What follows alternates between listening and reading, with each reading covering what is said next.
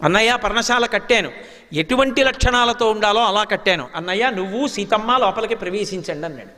లక్ష్మణస్వామి వంక చూసి నవ్వి రాముడు అన్నాడు, లక్ష్మణ, గృహప్రవేశం అలా చేయకూడదురా.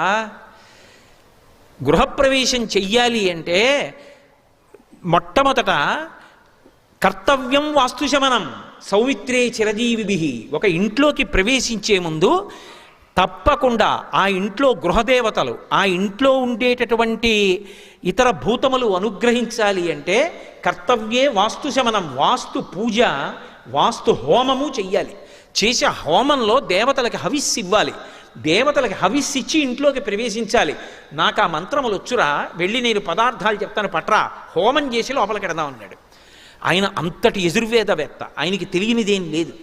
అందుకని యజుర్వేద వినీతశ్చ వేద విద్భిస్సు పూజిత ధనుర్వేదే చ వేదేషు, ధనుర్వేదం బాగా